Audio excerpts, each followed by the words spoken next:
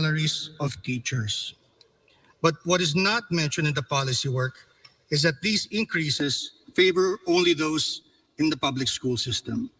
In fact, the private education system has suffered unintended consequences involving mainly the migration of teachers from the private to the public sector. This is an added strain on the private schools, and it imperils the jobs of hundreds and thousands of teachers, administrators, and other employees. They have been reminding lawmakers and policymakers that the 1987 Constitution recognizes the complementary roles of public and private institutions in the educational system, according to Article 14, Section 4, Subsection 1. My question is, as President, how will you execute the constitutional provision on complementarity in education so that we have a stronger educational system built on a true-to-form public-private partnership? And the first candidate to answer that question would be Secretary Abella, then we'll have Calyodi, Secretary Gonzales, and Senator Marcos. I'm familiar with the problem because we run a secondary school. And that's true that, many of them just leave. Now, offhand, what do you do? But basically, I think what we could do is if we could provide, for example, certain, if government could actually provide private schools with additional benefits and leeways in terms of support, not necessarily direct rollouts, but actually, for example, what do you call it? Holidays, tax rebates, rebates along that line. But definitely, it's something that needs to be attended to, and it's something that has to be responded to as soon as possible, and basically, it should be considered as a top priority. Thank you. Thank you, Secretary Abella. Calyodi, same question. Mas talaga ang dapat gawin ay mas magbigay talaga yung gobyerno ng mas mataas na atensyon dito sa sektor ng edukasyon. At dapat hawag niyang buong-buo na talagang ipinagpapaubaya doon sa private. Nagre-resulta ito ng daming problema para doon sa ating mga mag-aaral.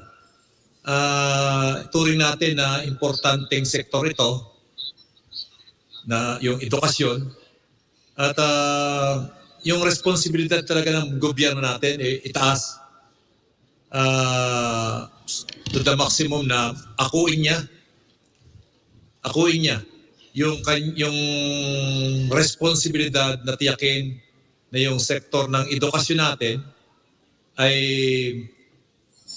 nabibigyan ng prioridad at natutugunan yung pangailangan ng tamang curriculum na nakaayon doon sa programa sa pagbago ng ating ekonomiya.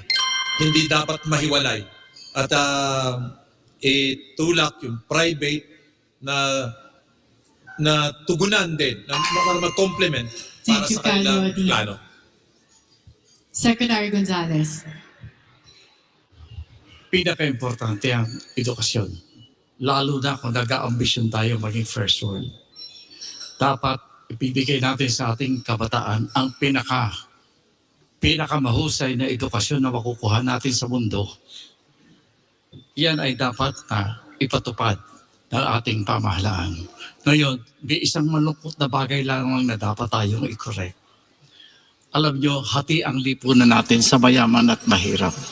Ito ay malinaw na malinaw sa sistema ng edukasyon natin sa Pilipinas. May edukasyong pang mayaman, may edukasyong pang mahirap. Sinasabi natin, pag eskwelahan ng mahirap, okay na yan, pang mahirap lamang. Hindi papayagan ng ating pamahalaan ang bagay na yan. There will be a common standard for all. We need our young people to receive the same kind of education whether you are rich or you are poor, which means na i-implement natin yung nasa konstitusyon.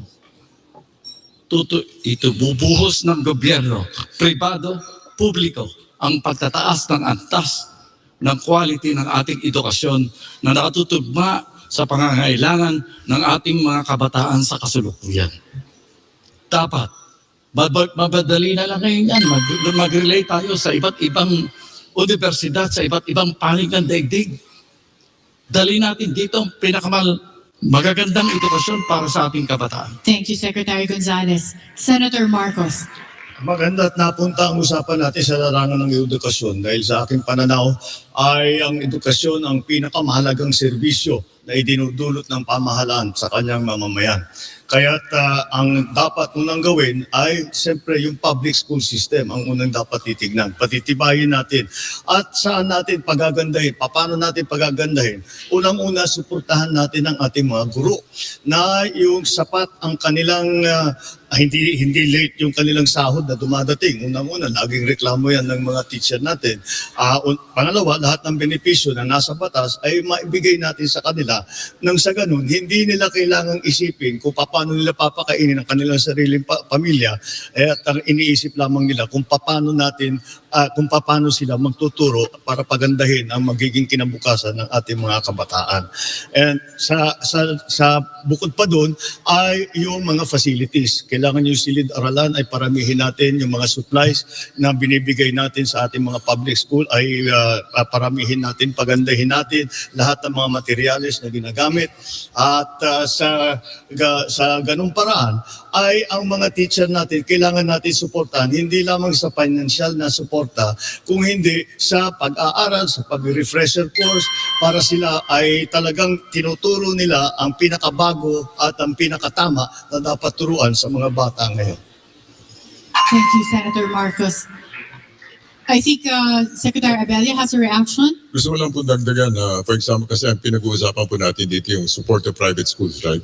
Kung pwede, pwede magbigay ng paluwal ang gobyerno, lalo na sa mga private schools, lalo na pag sila mag-i-specialize sa science, technology, and the sciences and the sciences. So kung pwede po sana natin bigyan silang paluwal, suporta paggawa ng mga laboratory, suporta paggawa ng mga research ng mga teachers, mga guro. And then, meron lang, meron ding kontrata, some sort of covenant, na ano may makuha doon should be shared, no? Should be shared. Basically, it should be, dapat na share, for example, research, science, ganun, dapat na share sa business so that it becomes part of the public treasury of knowledge. So, kumbaga, para yung tinatawag natin na complementarity, ay dapat matutugunan, lalo na by supporting private schools, especially those na talagang pumupunta sa science, ini-emphasize nila science. Thank you, Secretary Abella. Mr. Ang has a follow-up question. Yes, Secretary. I think one of the existing programs now is the voucher system, Yes. given directly to students, Correct. allowing them to choose whether they enroll in a public school or a private school. The problem, however, is that some say that the voucher system does not go far enough, and even the amounts of the vouchers themselves require public schools to charge a top-up fee just to meet their cost if they are to offer the available programs that they have. So would you, as President, look into that as a possible solution so that there will be competition, a healthy competition between public and private schools on quality and let the students choose? I would do that. I would do that, especially katulad doon pero tama kayo, yung voucher system, kulang talaga yun, no? Kulang talaga siya. Kung pwede, dagdagan. On the other hand, basta't pwede naman taasan yung pinamimigay, basta't lang yung resulta, no? Magiging resulta should be made publicly available so that nagiging kasama sa ating public treasury of knowledge. Yun po. Yes. May I? Senator Marcos? Yes, Senator Marcos. sa palagay ko, kahit anong voucher system ang gawin natin, magiging laging kulang yan.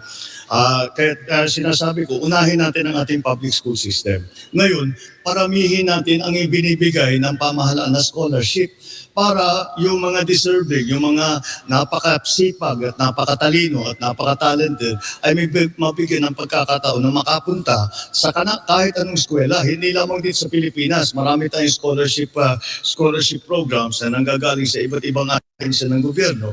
At sa ganung paraan din, maaari nating i-encourage. Sabihin natin, kailangan natin ng agronomist. So, di gumawa tayo ng scholar para maglabas tayo ng maraming scholarship fund para sa mga agronomist. Gusto natin na paramihin ang ating engineer.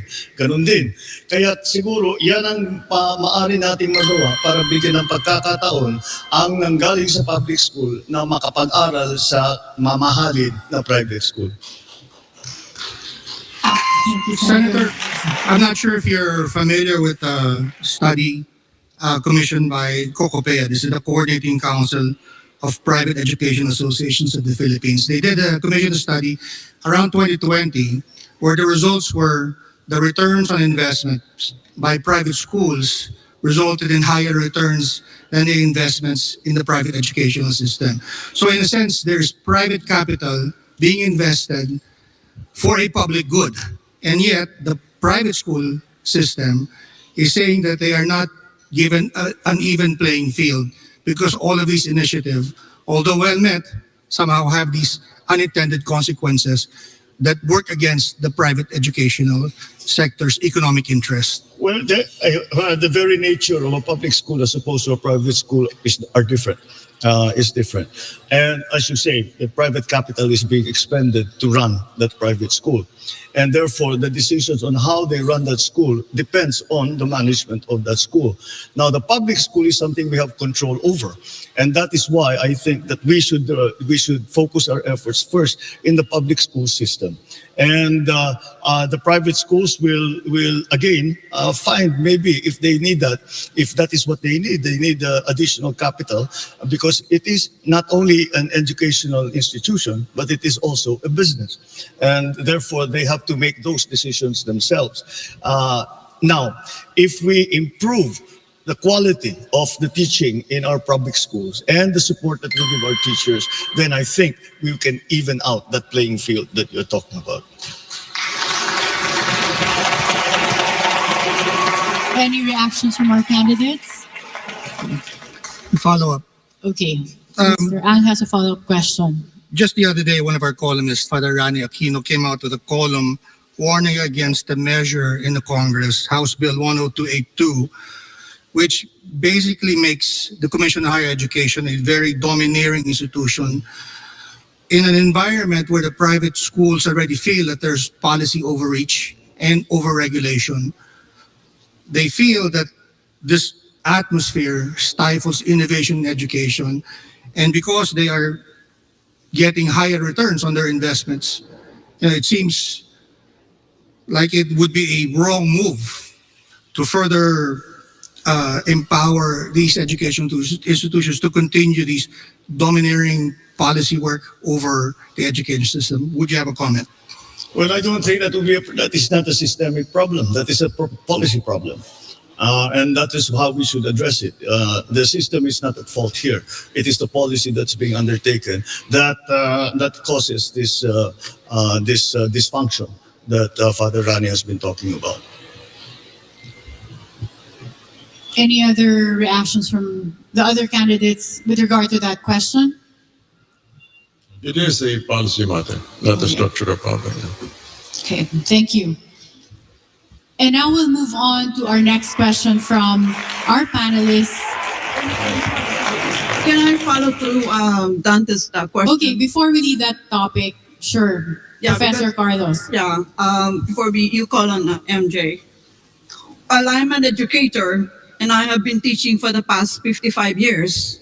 You know, I started teaching when I was 20, so I'm 75 now. So education is really so pivotal to my professional life. The empirical evidence suggests to us that effective learning happens on the basis of two factors. First, the mastery of the subject matter by the teacher, and two, a fairly high level of motivation by the student, and they are interacting. Therefore, if you want to do any policy changes, that means you pay attention and you invest on the teacher. Do not invest on air-conditioned rooms, classrooms, etc. Because these things can happen even under the papaya tree.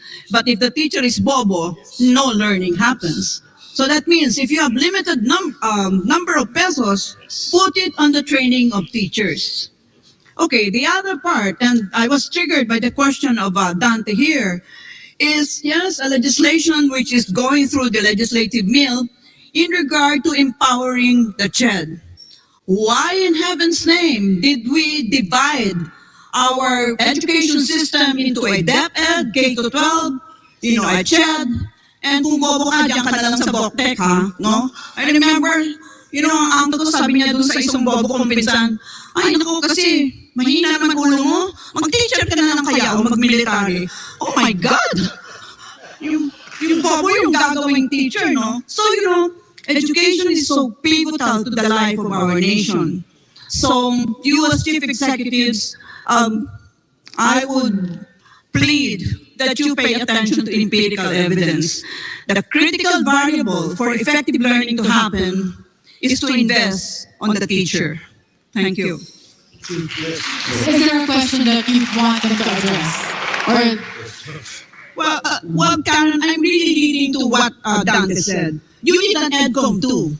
Kasi yung EDCOM walang nag-ganyan yan nag-divide yan sa tatlo. Why they divided that? I don't know. There's something so brainless about this division. Well, Karen, if I may add, recently, referring to another editorial I wrote, there are some conflicting studies on the level of interest of learners in sciences and mathematics, in STEM. And of course, this is contradicted by the DOST study saying otherwise. But the original study by PIDS was saying that the normal approaches, such as giving scholarships, may not be enough to interest young learners into going into STEM. And I was wondering if you have any thoughts on maybe addressing that particular issue. In particular, we're thinking of developing what we call a National Volunteer Corps, which would be equivalent to the Peace Corps, where we would challenge our young people between ages 18 and 35 to devote actually at least 2 years of their lives before they go full force into whatever they want to do, to volunteer. And what would they do? They would become part of community building, teaching especially students in the rural areas, those who would be in public schools. And they would be emphasizing at least 3 things. Number one, mastery of reading, writing, and arithmetic, so that and if possible, in the mother tongue before they do it in English. I would strongly recommend that public schools and schools should begin with mother tongue and then in English, because that is how they understand the concepts. That's one. All right. Well, the other one is if this National Volunteer Corps could actually help become models of what it truly means to become a person of integrity. Thank you.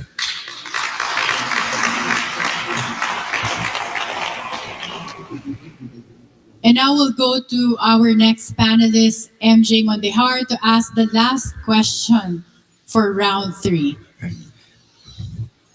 Ang mga tanong ko po ay will concern 2 different sectors that needs government attention. First, meron po tayong 12 senior citizens sa buong Pilipinas based on latest data.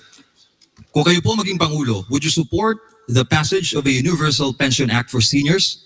Ano mga programa po ninyo sa mga senior citizens?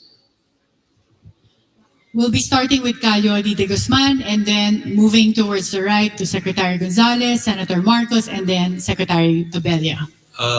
Dapat talagang suportahan natin itong mga senior citizens natin.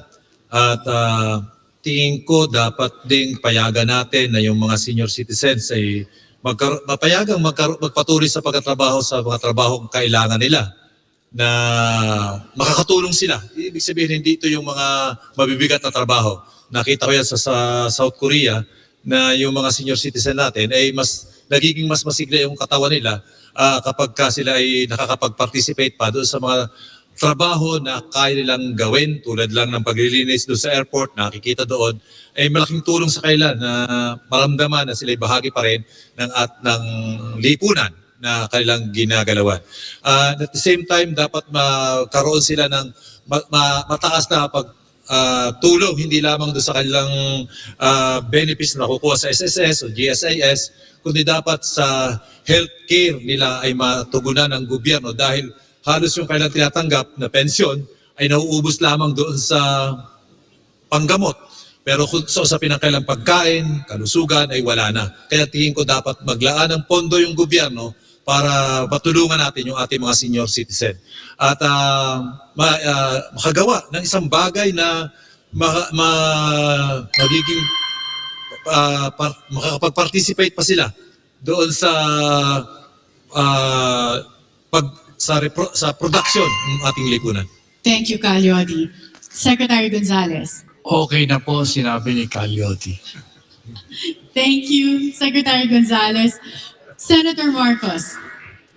Well, siguro ang pinakauna, bago pa tayo magpapasa ng bagong batas na napakahilig natin gawin, hindi pa natin na-implementa yung batas ngayon sa pagbigay ng benepisyo para sa mga senior citizens, para sa mga retirees.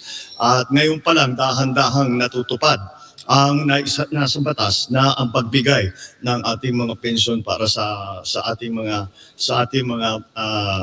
senior citizens. Mahalaga ito dahil alalahanin natin na ang mga senior citizens kadalasan ay hindi na nagtatrabaho at merong talagang dahil may edad na, may karamdaman din. Kaya siguro itagdag natin doon sa pension ay yung pagbayad na ng kanilang health insurance. Ang gobyerno na ang magbabayad ng kanilang health insurance para kapag may silang pangangailangan, may karamdaman sila, meron silang ipambayad. Ang isa pang hinaharap na problema ng ating mga senior citizens ay yung age discrimination na sinasabi dahil kahit nais pa nilang bumalik sa trabaho, ay hindi na sila tinatanggap dahil sasabihin, ba't pa natin kukunin yan, hindi natatagal yan, mahina ng katawan yan, hindi na kaya yung trabaho. Kaya dapat yung ganyang klaseng pagpipili ng bata lamang para makapasok sa trabaho, kung kaya namang gawin ng isang nakakatanda, ay bakit we should not discriminate against them and allow them to continue to work. Thank you, Senator Marcos. Secretary Abella. Natural, suporta talaga ako sa senior supports.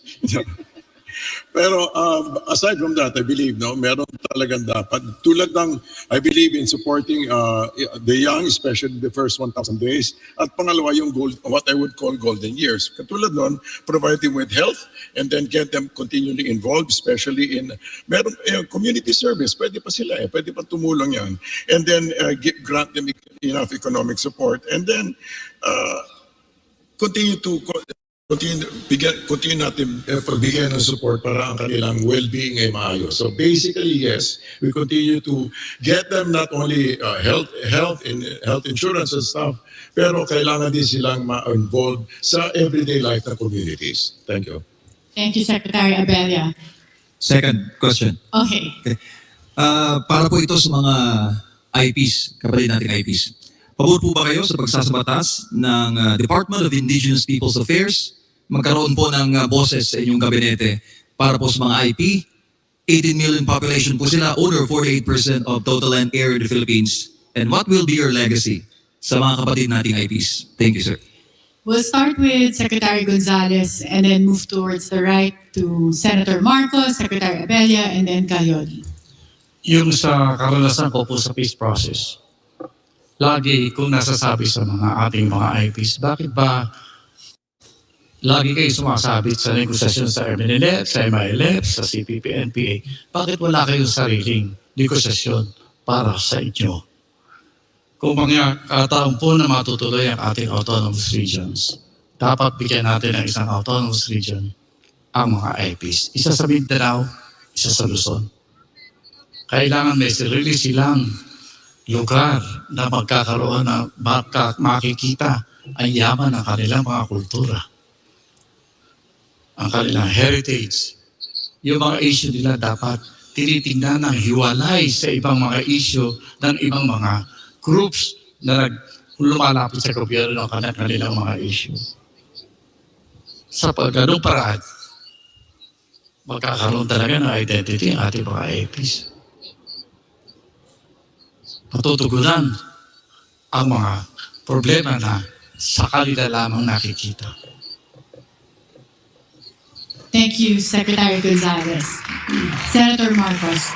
Siguro ang pinakauna natin gawin para mabigyan naman ng hustisya ang ating ang mga unang Pilipino, ang ating mga IPs, ay kailangan maging maliwanag na maliwanag kung ano ba saan ang kanilang tinatawag na ancestral domain. Kung ano yung lupa nila mula nung unang panahon ay kanila na yan. Kailangan kilalanin ng pamahalaan, kailangan kilalanin ng batas yan. Ngayon, pag may papasok na halimbawa nagiging problema ito sa mga minahan at sinasabi basta pinapaalis na lang yung IP at wala silang kung ang pinakamalaking maibibigay sa kanila ay magtrabaho doon sa mina, dapat palit natin yung sistema niyan at kilalanin nga natin silang may-ari ng lupa na yan.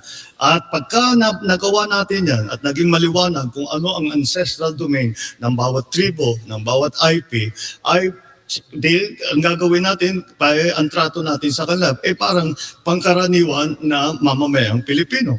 Kung lupa nila, dapat kung sino man ang papasok na malaking negosyante, hindi naman sila pwedeng paalisin doon. Meron silang gagawa sila ng joint venture doon sa may-ari ng lupa.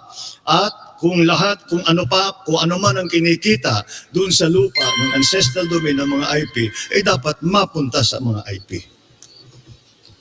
Thank you. Secretary Abella. Right, I believe na yung ganung klase usapan is already in existence at pero totoo yan, dapat maproteksyonan ang mga lupain, no? The ancestral domains.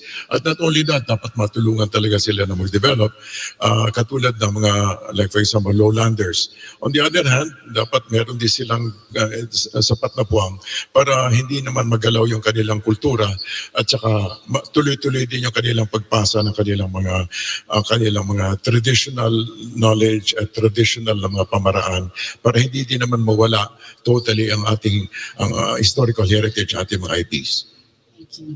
And finally, Calyori. Okay ako doon sa pinapanukala na magkaroon ng isang ahensya na magkangalaga sa kanila. Pero bago yan, tingin ko dapat magkaroon ng patakaran talaga na pigilan yung mga land grabber na inaagaw yung lupa ng ating mga katutubo.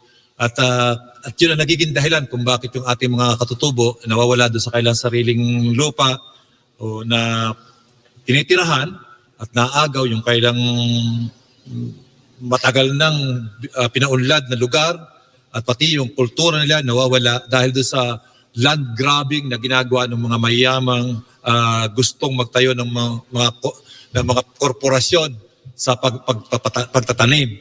Ayan ang dapat mapigil. At dahil kung hindi, talagang mawawasak at masisira yung kulturang kanilang kinagisnan, yung kanilang tradisyon at yung kanyang sariling politika na pinaiiral doon sa kanilang lugar. Kailangan nating tulungan at proteksyonan yung kanilang kabuhayan, hindi lang mga yung kabuhayan, kundi yung buong komunidad na kanilang pinagyaman sa mahabang panahon. Suportahan ito ng gobyerno. Thank you, Calyori. And that ends our round 3. I was looking at our panelists. No more questions, thank God. That ends our round 3. So many questions, and please clap for our candidates for surviving 3 rounds of very difficult questions. And to everyone watching us around the world, don't go away. When we return, we'll hear all the candidates' closing statements. We'll be back.